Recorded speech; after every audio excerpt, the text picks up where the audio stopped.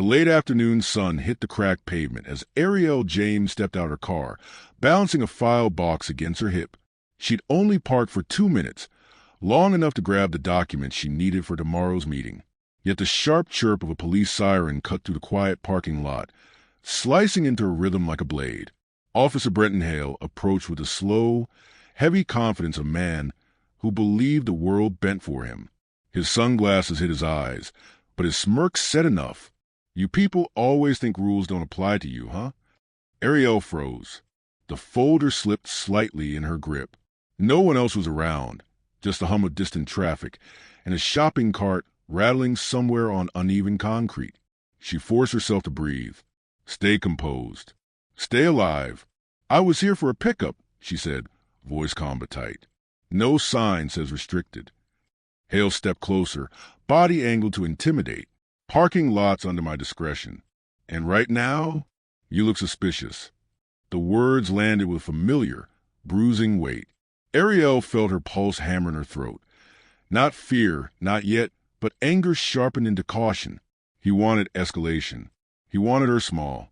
A second patrol car rolled in. Hale's hand hovered near his belt. Ariel swallowed hard. Something was happening. Something bigger than a parking dispute. And when Hale leaned in and muttered, "Let's see who you really are," Ariel knew this moment would change everything. She just didn't know for whom. Ariel James stepped onto the faded asphalt, her heels clicking softly as she balanced a file box against her hip. She had come only to pick up documents left at the law office across from the grocery store. 2 minutes in and out, that was a plan. But the sharp snap of a police siren shattered the quiet. Officer Brenton Hale strode toward her, shoulders squared, posture radiating ownership of the entire parking lot. "Ma'am," he called, though the word carried no respect. "You can't park here." Ariel frowned. "The sign says public access. Not for extended stays." Hale placed a hand on his belt. "And something tells me you weren't planning a quick stop." Ariel tightened her grip on the box. "I was here 2 minutes." Hale smirked. "Sure. And I'm the mayor." She inhaled slowly. "Is there a problem you're actually trying to address?" He stepped closer. "Yeah, your attitude. And your refusal to follow directions." His gaze drifted over her clothes. Professional, neat, nothing remotely suspicious. Yet he assessed her like a trespasser. Ariel steadied her voice. "I haven't refused anything. You're refusing compliance right now." Hale tapped the side of her car. "ID now." Ariel's heartbeat thudded loudly, but her expression stayed calm. "On what grounds?" "On the grounds that you look like someone who shouldn't be here." He leaned in. "Don't push this." Ariel's breath hitched for half a second, long enough for him to notice. He smiled. A small crowd had begun to form. 2 shoppers pausing. One man raised his phone to film. Hale snapped his head toward them. "Move along. This is official police business." The man kept recording. Hale's jaw tightened, but he didn't press it. He turned back to her.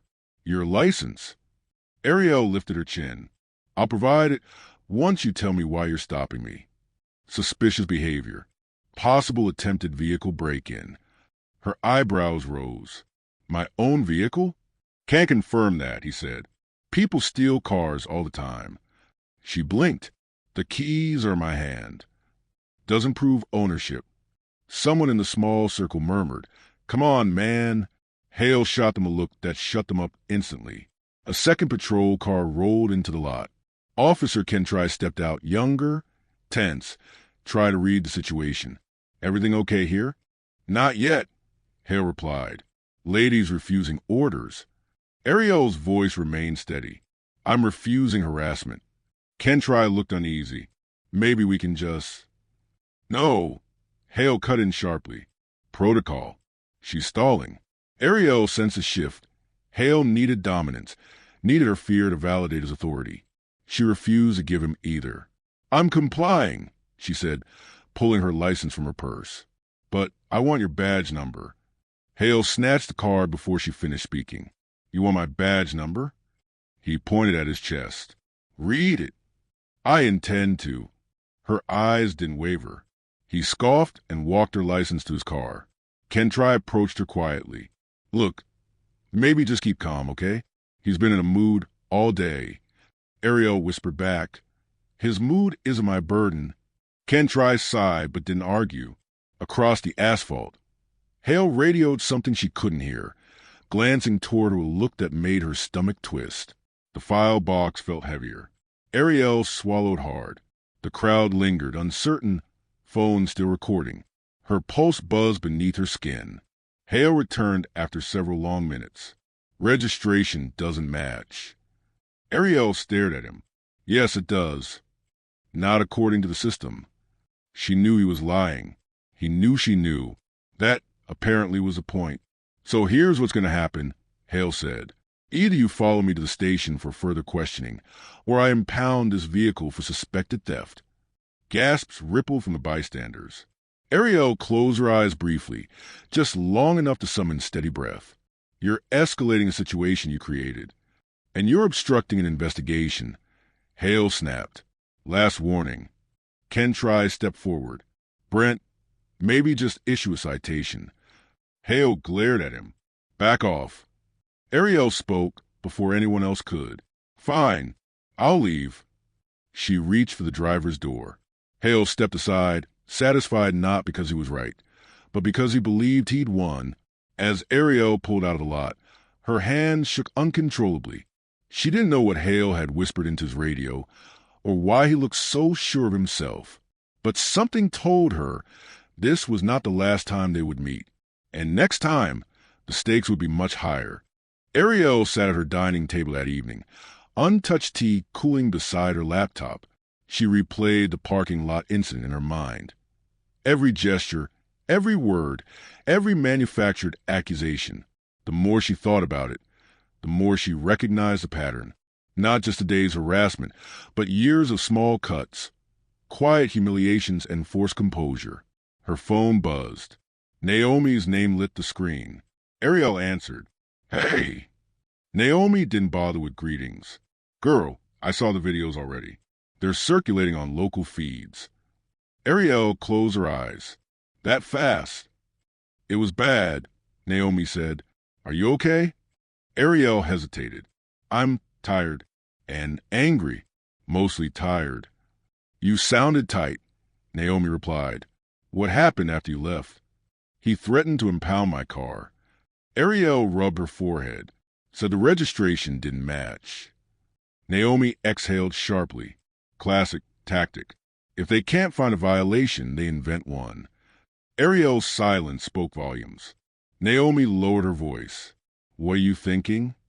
That I'm done letting things slide.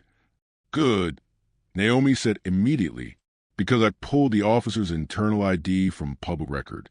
Brent and Hale. 3 prior complaints for racial bias. All unsubstantiated. Ariel felt a familiar heaviness settle in her chest. Of course. Look, Naomi continued, you don't have to do anything tonight, but talk to me tomorrow. We should file something. We should, Ariel said quietly, but you know how these processes go. Yes, Naomi replied, and I also know you're not the same woman you were 2 years ago. You have leverage now. Ariel swallowed. That's exactly why I'm afraid this will get bigger than a complaint. Maybe bigger is what it needs to be. Ariel didn't respond. The next morning, Officer Hale finished typing his report at his desk, leaning back with a satisfied smirk. He read the lines again. Subject appeared agitated, uncooperative, and verbally confrontational. Subject refused multiple lawful instructions. Subject behavior escalated tension in a public space. None of it was true, but truth, Hale believed, was flexible. His supervisor, Sergeant Lorman, walked by. You got that incident logged? Hale nodded. Yep, lady was trouble. Lorman flipped through the report. Aggressive, huh? From the moment I approached. You need your camera footage? Didn't activate, Hale said casually. Scene got tense fast. Lorman grunted, a sound that suggested inconvenience, not concern. Write it strong enough so it doesn't get bounced. Hale smirked. Already done. Lorman slapped his shoulder and moved on. Ken Try sat across the room, watching. He kept his voice low. Brent, Your camera didn't activate? Really? Hale shrugged. Forgot. Happens. 3 times this month? Hale's expression hardened. You have something to say? Kentry looked down. No. Good. Hale turned back to his computer, satisfied again. Across town, Ariel sat in Naomi's small, plant-filled office. The air smelled of lemon and printer ink. Naomi tapped her pen. Okay, walk me through it again. Every detail. Ariel inhaled deeply. He approached aggressively. Claimed I couldn't park there. Said I looked suspicious. Demanded ID without cause. Accused me of trying to steal my own car. Naomi scribbled notes. Did he mention you were non-compliant or hostile? Not until he had an audience. Naomi nodded. Predictable. They weaponized tone policing. Ariel clasped her hands together. He said, You people always think rules don't apply. Naomi's jaw tightened. There it is. But I stayed calm, Ariel said. I didn't raise my voice. That won't stop him from lying. Naomi leaned forward. He'll frame you as the aggressor. Ariel swallowed. I know. So. Naomi clicked her pen. We file an official complaint. We collect the bystander videos. And we prepare for blowback. I'm not scared of blowback, Ariel said softly. I'm scared of being dismissed. Naomi's tone softened. You won't be dismissed. Not this time. Ariel looked up. Because of what I own? Because of who you are, Naomi corrected. Then she added. But yes, owning the courthouse gives you leverage they don't know about. And maybe that's strategically important. Ariel's shoulders tensed. I don't want to wield power like a threat. It's not a threat, Naomi said. It's context. Ariel exhaled shakily. Maybe. And remember, Naomi continued, this isn't just about you. How many others did he treat the same way? Ariel stared down at her hands. Too many. That afternoon, Ariel watched the parking lot videos for the first time. Her voice was steady, but her eyes caught the tremor beneath her restraint. Hale's posture, domineering, predatory, was unmistakable. His language sharp-coded, his lies blatant. She flinched when the second car rolled in. She flinched again when Hale reached for his belt. She had forgotten that moment. Naomi whispered, This is evidence, and it's strong. Ariel said nothing. Naomi studied her face. You're planning something. Ariel hesitated. I'm considering revealing my position sooner than planned. You mean letting them know who you are? Ariel nodded. Naomi leaned back. That would change the entire dynamic. I know, Ariel said quietly, but maybe that's necessary. Naomi gave a small, understanding nod. Whatever you choose, I'm with you. Ariel's gaze stayed on the pause video. Her own stillness froze in the frame, surrounded by force and arrogance. She whispered, I'm tired of surviving their stories. Naomi responded softly, Then let's write yours. Ariel stood in the conference room of the community legal center, the walls lined with posters about civil rights and accountability.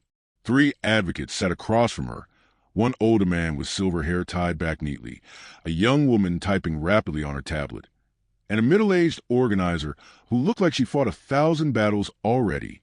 The older man, Davis, leaned forward. Walk us through the incident from your perspective. Ariel nodded. Officer Hale confronted me without cause. He accused me of attempting to break into my own vehicle and threatened to impound it. The young woman, Lena, shook her head. We've heard similar complaints about him. Davis continued. Do you have video evidence? Yes, Ariel replied. Several bystanders recorded everything. Good, Davis said. That's a powerful starting point. Ariel clasped her hands. But he'll lie. He'll say I was hostile. The middle-aged organizer, Tasha, spoke for the first time. They always say that. But this time, we have something stronger, your composure. Ariel let out a slow breath. Composure is survival. Davis nodded. Exactly.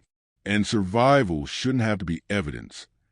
Ariel hesitated, then said, There's something you should know. I haven't shared it publicly. Tasha's eyebrows rose. Go on. I own the James Judicial Complex. The room fell silent. Lena stopped typing. Davis's voice dropped. You mean the courthouse? Ariel nodded. Yes, the city leases the building for my company. Tasha blinked. They don't know this? No. Davis leaned back slowly. That changes everything. Ariel exhaled. I didn't want that kind of power defining me. But given what happened, Tasha finished for her. You're considering using it. I'm considering whether I must. Meanwhile, at the police station, Hale leaned back in the break room chair, bragging loudly enough for the walls to hear him. Lady thought she could talk circles around me, he said to two other officers. But I shut that down fast. One officer chuckled. What did she do? Swing a purse. Hale smirked. Nah, acted like she had someplace important to be. You know the type, always playing victim. Kentry stood by the coffee machine, saying nothing. He stirred his drink slowly. The second officer asked, You think the videos going around will be a problem? Please. Hale waved his hand dismissively. People record everything. Doesn't mean anything. My report's airtight. Kentry glanced at him. You wrote that she was hostile. She was... Hale snapped. You saw how she talked to me. Kentry hesitated. She spoke calmly. Hale shot him a cold look. You questioning my report? Kentry swallowed. No. Good. Hale leaned back again. Because I don't lose. Back at the legal center, Lena projected the videos onto the wall. The scene played out, stark and undeniable. Hale towering over Ariel, his voice sharp, his posture threatening. Davis pointed. Pause there. Lena froze the frame. Look at his stance, Davis said. He's provoking. And she's de-escalating, Tasha added. That's critical. Ariel stared at the paused image of herself. Still, composed, rigid. She whispered. That moment felt longer than it looks. It always does, Tasha said gently. Lena resumed the footage. The second patrol car arrived. Hale's hand hovered near his belt. The bystanders murmured. Ariel involuntarily pressed a hand to her chest. Naomi, standing near the doorway, approached quietly. Are you all right? Ariel nodded, though her breath was shaky. Davis folded his hands. Here's our plan. 1. We file an official complaint with Internal Affairs. 2. We prepare a public statement, if needed. 3. We gather more testimonies. Ariel bit her lip. And 4, Lena said, for whatever leverage you decide to use. Ariel swallowed. I'm not ready to reveal ownership yet. That's okay, Tasha said. We move step by step. Ariel glanced at Naomi. You agree? Naomi nodded. Completely. Later that evening, Ariel sat alone in her office at home. Stacks of legal documents lay on her desk. Leases, policy manuals, business agreements. She traced her finger along the embossed seal on the courthouse contract. She whispered to herself, I didn't earn this position to silence others. I earned it to uplift. Her phone buzzed again, this time a message from an unknown number. File received. Police radio call. Incident timestamp match. Ariel opened it. The transcribed recording played. Suspicious subject. Possibly refusing ID. Might escalate. Her breath caught. Hale had framed her before even approaching her. Another line. Backup requested. Subject appears confrontational. Ariel pressed a hand over her mouth, eyes stinging. He had written the narrative before she spoke a word. Naomi entered the office quietly. You okay? Ariel turned the screen toward her. Naomi's face darkened. He set you up. Ariel nodded. He had a story ready. Naomi pulled out a chair. This isn't just misconduct. This is pattern. Intentional. Coordinated. Ariel whispered. So we prepare for war. Naomi squeezed her hand. Then we'll prepare smart. Ariel straightened her posture. Slowly, deliberately. This ends, she said, not just for me, but for everyone he's ever done this to. And, Naomi added softly, for anyone he would have done it to next. Ariel allowed the anger, The fear, the exhaustion to crystallize into resolve. Tomorrow, she said, we filed a complaint. And after that? Naomi asked. Ariel looked toward the courthouse documents. After that, she whispered, I stopped playing small. The internal affairs reception area smelled faintly of old carpet and disinfectant. An intentional blandness, Ariel suspected, designed to make complaints feel small before they were even spoken. She sat beside Naomi, hands folded tightly, as an officer behind a glass window called, Ms. James? Ariel stood. Here. The officer, a stiff-faced woman named Burke, held a clipboard. You're filing a misconduct complaint? Yes, Ariel replied, steadying her voice. Against Officer Brenton Hale. Burke barely looked up, described the incident. Ariel began recounting the events, but Burke interrupted within 15 seconds. We'll need the short version first, for categorization. Naomi shot Ariel a look. See? Already minimizing. Ariel tightened her jaw. The short version is racial harassment, fabricated accusations, and escalating without cause. Burke clicked her pen twice. Uh-huh. And do you have evidence of this interpretation? Ariel's voice didn't waver. Yes. Multiple videos. Burke's pen paused midair. That wasn't the answer she wanted. Fine. Upload them to the portal. Now fill out forms IA 12 and IA 14. Ariel accepted the stack of papers. It was thicker than it needed to be. When they returned to the seating area, Naomi muttered, They're trying to exhaust you. Ariel whispered, I know. Across the city, Hale leaned against the station hallway wall, while Sergeant Lorman skimmed through his incident report. You kept it clean, Lorman said, but IA sent a notice. Someone filed a complaint. Hale smirked. Let me guess, parking lot lady. Lorman lowered the report. You sure your narrative will hold? It always does, Hale said. People like her make noise but don't follow through. Lorman scratched his chin. Still, IA might poke around. Keep your camera functional next time. Hale shrugged. Technical issue. Nothing to investigate. Kentry passed by, overhearing. His eyes darted between them. Hale stared him down until he kept walking. Back at Internal Affairs, Ariel finished the final form. Burke skimmed the pages with visible impatience before stamping the packet. Your complaint is officially submitted, Burke said. Processing time is 4 to 6 weeks. Ariel blinked. 4 to 6 weeks? That's standard. Naomi asked, What about urgent cases? Ones involving potential misconduct threats. Burke closed the folder slowly. We determine urgency. This does not qualify. Ariel said, He requested backup before interacting with me. His report conflicts with video evidence. That's a risk to public.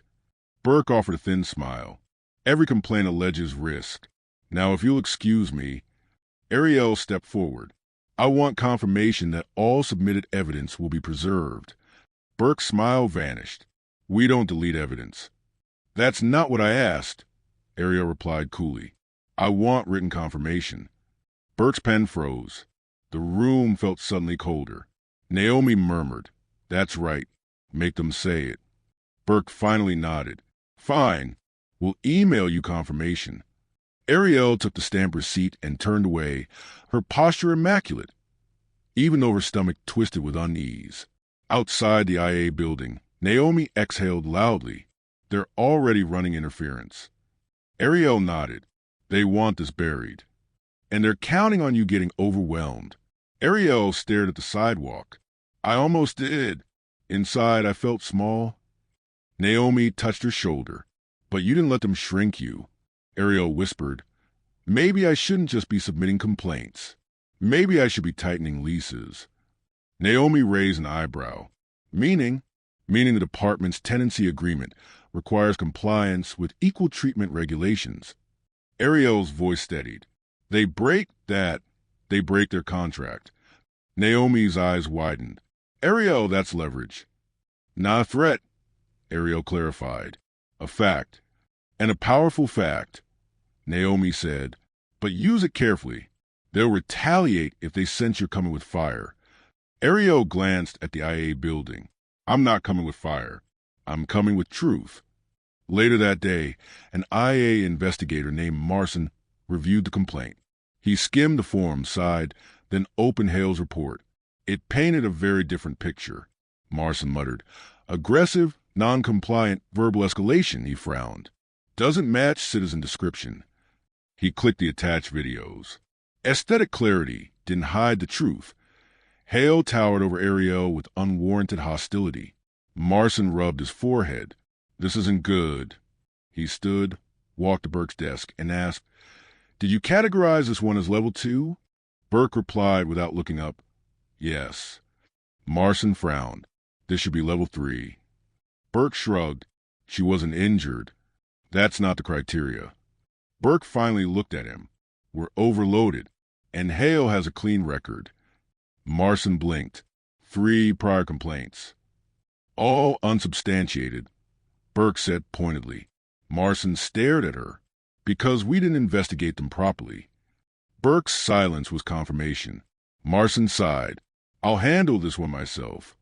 Burke raised an eyebrow. Suit yourself.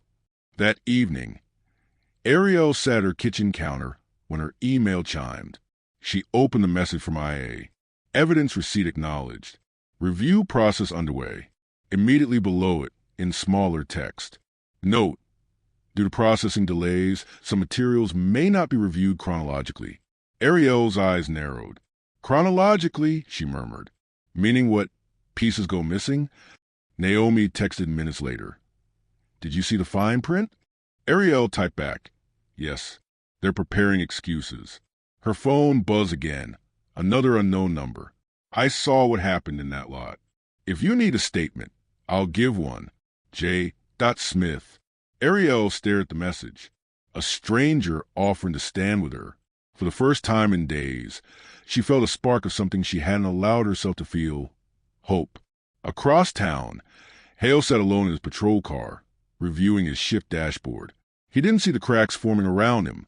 Marson scrutinized his file, witnesses gathering, his confidence slowly becoming liability. He only muttered to himself, people like her never win. But even he seemed uncertain now. The morning sunlight cut through the blinds of Ariel's office, striping across stacks of courthouse documents. She sipped her coffee slowly, reading emails from community members, bystanders offering video clips, written accounts, and words of support. Each message strengthened her resolve, even as a nervous tremor lingered beneath the surface. Naomi entered without knocking, holding a folder. You need to see this.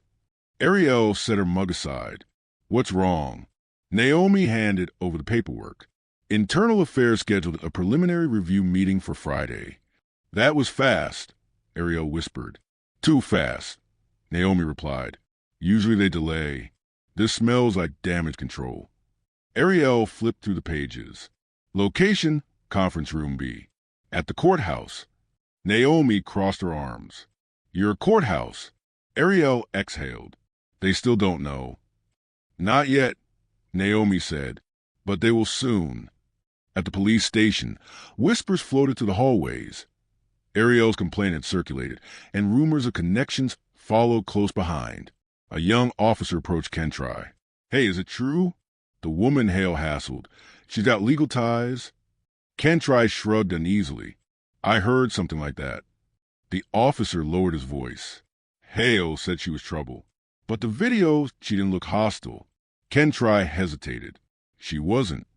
So why did he escalate? Kentry looked down. Because he could. The officer swallowed, suddenly uncomfortable. This isn't going to end quietly, is it? Kentry shook his head. No, and he brought on himself. Hale, meanwhile, lounged in the locker room, complaining loudly enough for everyone to hear. IA wants to meet Friday, he scoffed. Probably clear it quick. They know I follow protocol. A veteran officer snorted. Brent, protocol does include cutting off your camera every time you get annoyed. Hale narrowed his eyes. It malfunctioned. The older officer raised an eyebrow. For the third time? Why are you questioning me? Hale snapped. If IA buys it, why do you care? Because people are talking, the older officer said quietly. And because maybe this time your luck's running thin. Hale scoffed again, but something flickered in his expression. Uncertainty, perhaps even fear. Later, Ariel met with Tasha, Davis, and Lena at the community center. Davis adjusted his glasses and said, "The rapid scheduling of this meeting means the department is nervous." Tasha nodded. "They want to contain this before it gets external." Lena added, "But the public is already talking. The videos have thousands of views." Ariel inhaled. "So they're rushing the process." "Yes," Davis said, "but that gives you an opportunity." Ariel glanced at Naomi. "To reveal who I am?" "To reveal what you own," Naomi corrected. "Let's be clear. You are not using your position to intimidate. You're reminding them their system depends on structural fairness. Fairness they violated." Tasha leaned forward. "The meeting is on your turf.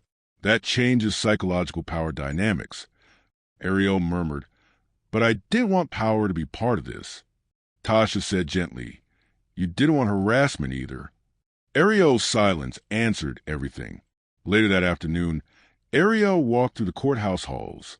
The building hummed with its usual rhythm, clerks shuffling files, attorneys arguing softly, footsteps echoing off marble floors. She paused outside the conference room IA had booked. Her name, James Properties, was etched discreetly on the plaque near the doorframe. She brushed her fingers over it. "Ma'am," a clerk called. "Oh, Ms. James. I didn't realize you were here." Ariel smiled lightly. "Just checking room schedules." "Internal Affairs reserved this room Friday morning." The clerk continued. "They always try to keep those meetings quiet." Ariel nodded. "I imagine so."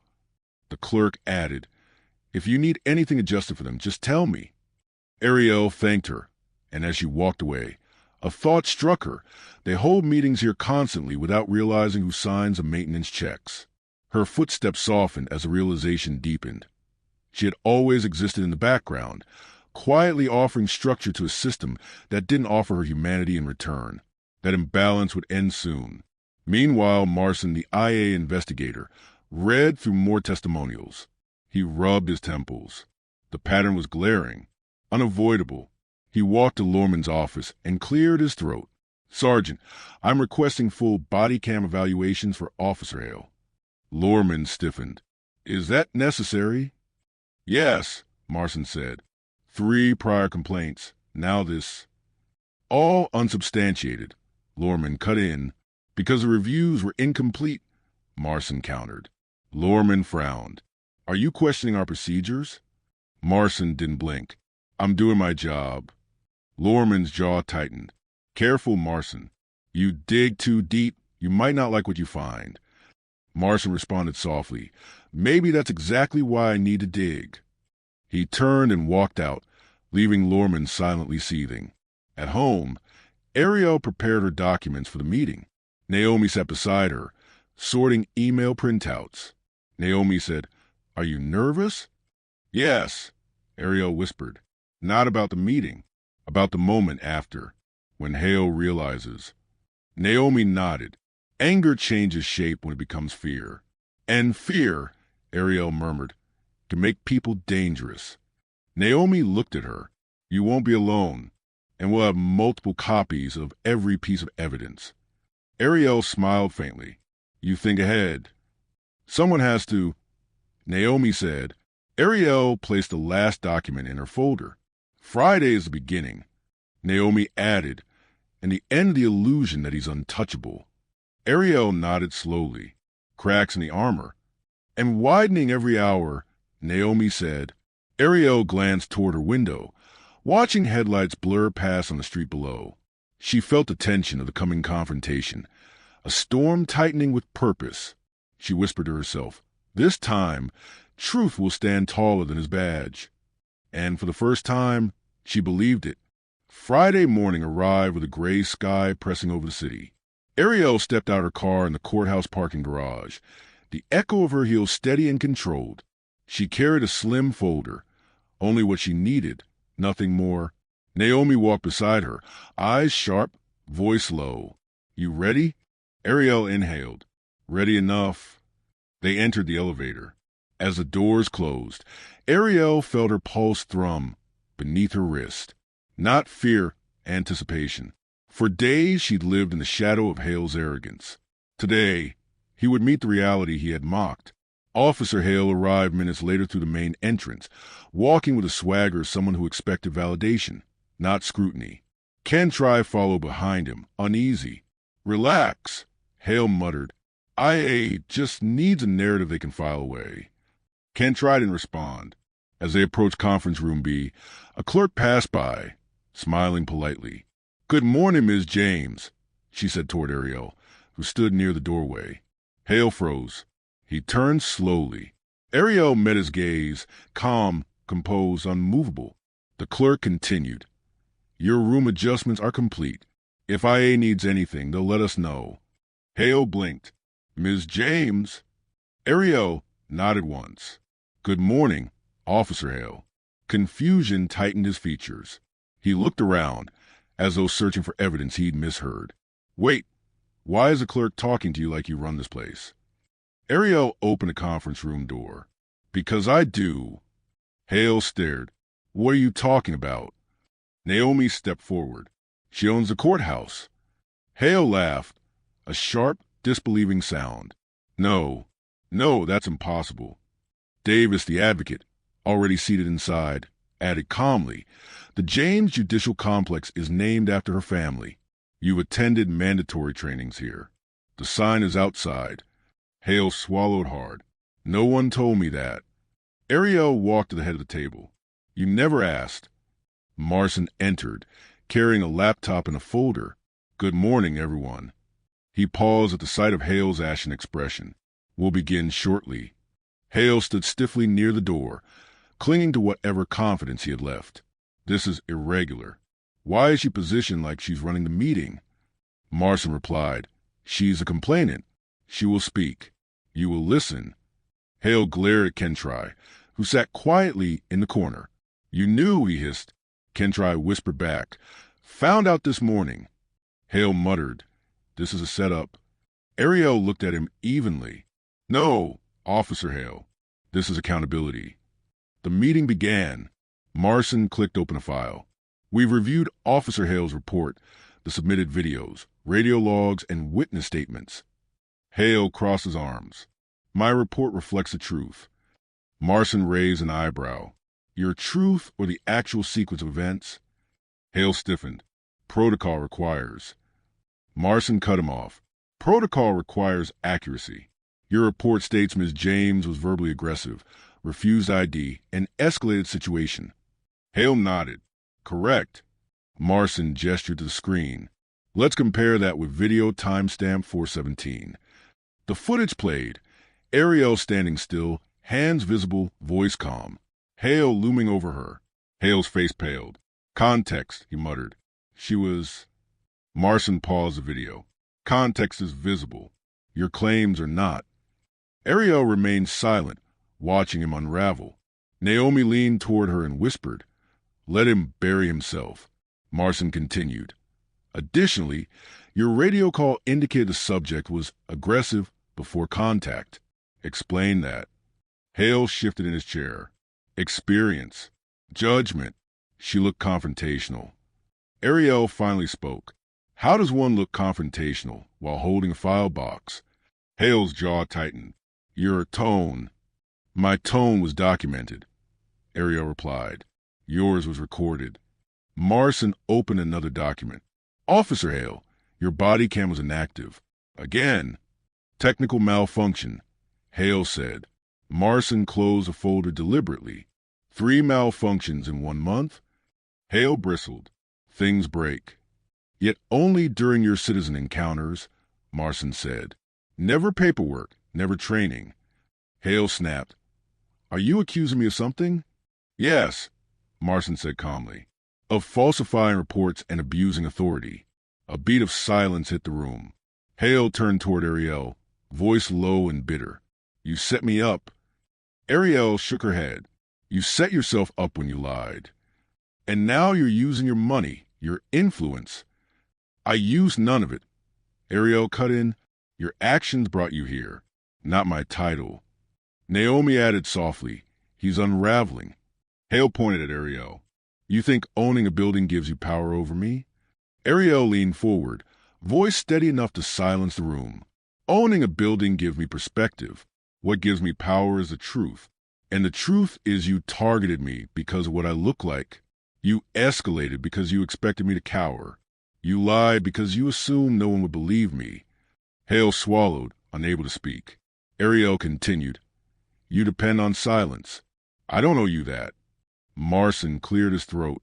"Officer Hale, your conduct shows intentional deception. The department will evaluate disciplinary action, including possible suspension pending a deeper investigation." Hale's voice cracked. "You're going to destroy my career over a parking lot?" Marson met his gaze. "You nearly destroyed someone's life over a parking lot." Hale looked at Kentry, searching for support. Kentry only whispered, "You cross lines, Brent. Multiple lines." Hale's breath grew shaky. "This isn't fair." Ariel replied quietly, "Fairness isn't something you offered me." Marson closed his laptop. "Ms. James, do you have final comments?" Ariel nodded once. "Only this. I did not come here seeking vengeance. I came seeking truth. And I expect your department to handle this not as an isolated incident, but as evidence of deeper patterns." Marson nodded respectfully. "Understood." Hale stared at the table, face drained, shoulders slumped. For the first time, he understood the full scope of what he'd done and what would cost him. Ariel rose. "The meeting is adjourned." She walked out with Naomi beside her, heels clicking with steady certainty. Behind her, Hale remained seated, reduced to silence in a building he never realized she owned. Officer Hale sat in the dimly lit hallway outside Marson's office, hands clasped so tightly his knuckles whitened. For the first time in years, his badge felt heavy, like an object pulling him downward instead of lifting him up. Officers passed by quietly, offering no nods, no casual greetings. The silence stung him more sharply than any reprimand. Inside the office, Marson and Sergeant Lorman spoke in hushed, tense voices. "We can't ignore the footage," Marson said, "and we can't ignore the radio call. This is serious." Lorman pinched the bridge of his nose. "You're pushing for suspension?" "There's no choice," Marson replied. "His actions compromise public safety." Lorman hesitated. "The union will push back," Marson said, "but the evidence is clear." Outside, Hale stared at the door, trying to steady his breath. Across town, Ariel sat with Naomi at a quiet cafe. She stirred her tea, not drinking it, watching shadows move across the table. Naomi leaned forward. "You did everything right yesterday." Ariel let out a tired exhale. It didn't feel triumphant. "It wasn't supposed to," Naomi replied gently.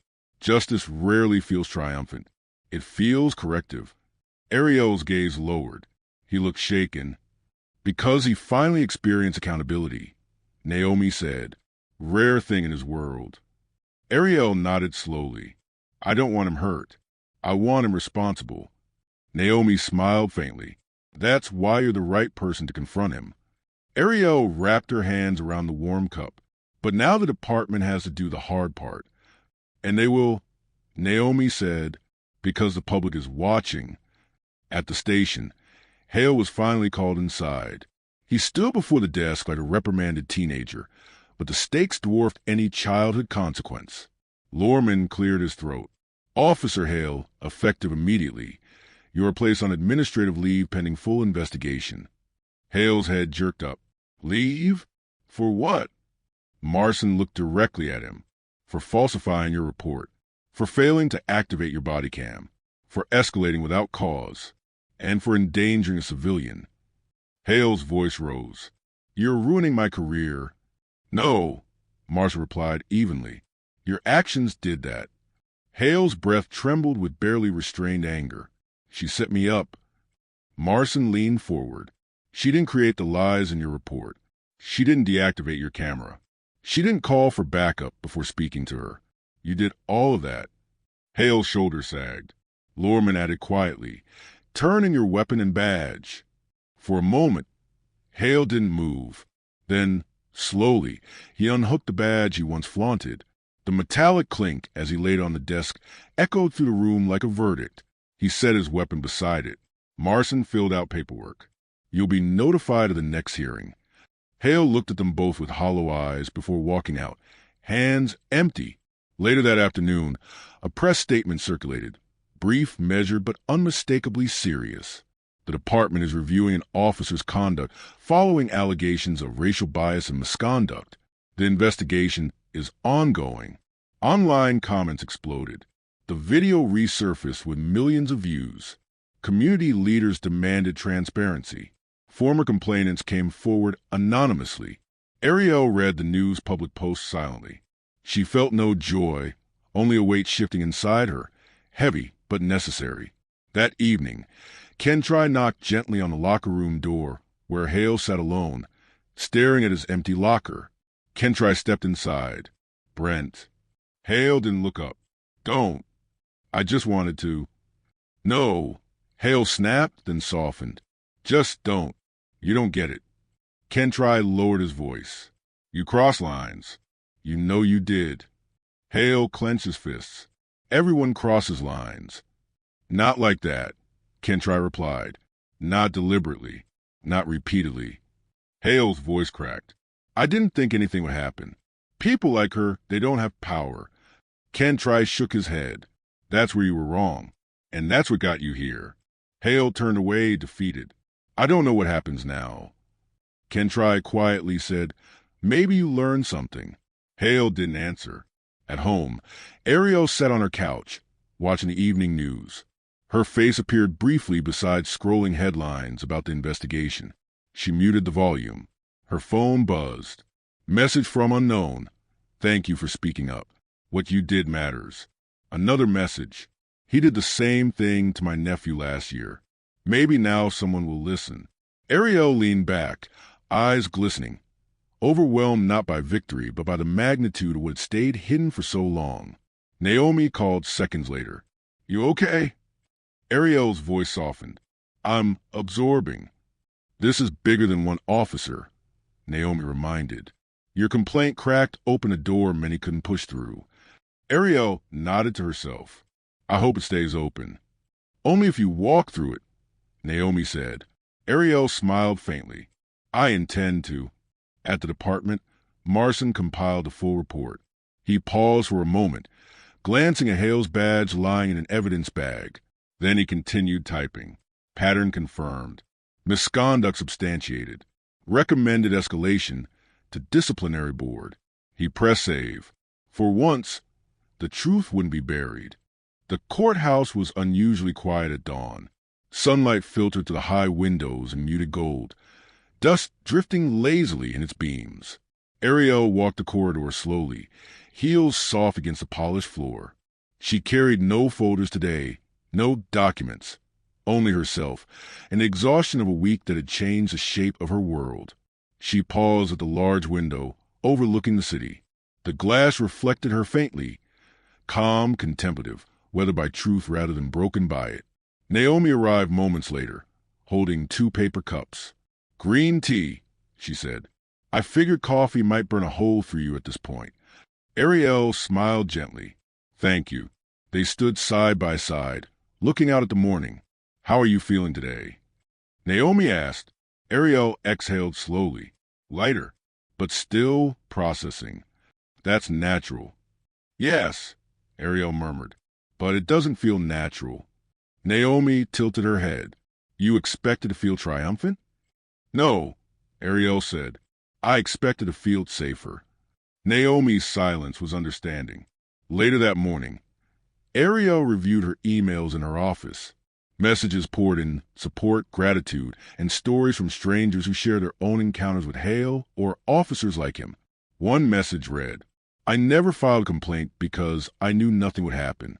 But because of you, something did. Another, my son is terrified of police. Maybe this will help change something. Ariel closed her eyes. These stories weren't burdens, though they were heavy. They were invitations, demands, echoes of pain waiting for response. Naomi entered quietly. You've been reading them for an hour. Ariel nodded. I owe it to them. You don't owe anything, Naomi said softly. You're choosing to read them. That's different. Ariel smiled faintly. Maybe. Naomi placed a folder on her desk. These are policy proposals from the community leaders we met. Bias training, body cam enforcement, disciplinary transparency. Ariel's gaze sharpened. They're ready to move forward. They're ready because you moved first, Naomi said. Ariel looked out the window again. I didn't want to lead. Most good leaders don't, Naomi said. But here you are. Meanwhile, at the police department, Hale entered the disciplinary room with shoulders slumped. Officers avoided his gaze. His nameplate had already been removed from his locker. He sat across from the board members. The room felt cold, clinical. One board member spoke. Officer Hale, after reviewing the evidence, the department is initiating termination procedures. Hale's breath hitched. Termination? You're firing me over a misunderstanding. It was not a misunderstanding, the board member replied. Your conduct was deliberate. Hale clenched his fists. I served the city for almost a decade. And in that decade, the board member said, you harmed the public trust. Hale's voice cracked. You're going to destroy my life. Another member answered, you endangered someone else's. The session ended quickly. Hale walked out unsteady, gripping the hallway rail as though the building itself tilted beneath him. For the first time, he realized the thing he feared most. His badge had hidden his flaws, and without it, he had nowhere to hide. That afternoon, Ariel attended a community roundtable in one of the courthouse meeting rooms. Davis, Tasha, Lena, and two other activists joined her at the table. Davis cleared his throat. We reviewed policy drafts. They're solid. Tasha added, we want you to lead the public advocacy push. Ariel blinked. Me? Lena smiled. You become a symbol of accountability. People trust you. Ariel inhaled slowly. I don't want to be a symbol. Tasha replied gently. You don't have to be. Just be a voice. Ariel nodded. That I can do. Davis slid a document toward her. This outlines areas where your ownership of the building gives you influence. You can speak to structural failures from a perspective no one else has. Ariel touched the page. I never imagined using my position like this. Davis said, no one imagines fighting a battle until they're in the middle of one. Naomi added with a soft smile, and you won this one, not with revenge, but with strength. Ariel looked around the table. Then let's make sure this victory means something. As the meeting ended, Ariel walked alone into the main corridor. The courthouse hummed now with quiet afternoon movement. Clerks, lawyers, citizens, each unaware of the storm that had unfolded within its walls. She placed a hand on the marble column near the entrance. It felt cool, solid, grounding. She whispered to herself, this building has seen injustice. Maybe it can see reform. She stepped outside. The air felt different. Open, full of possibility. Naomi joined her on the steps. Ready to go home? Ariel nodded. Yes, but tomorrow we start planning. Planning what? Naomi asked. Ariel looked out at the city skyline. Accountability, she said. Real, lasting accountability. Naomi smiled. Then tomorrow is the beginning. Ariel breathed deeply, letting the wind carry away the remnants of fear she'd held onto for so long. The world hadn't changed overnight, but something inside her had. Not triumph, not vengeance. Resolve.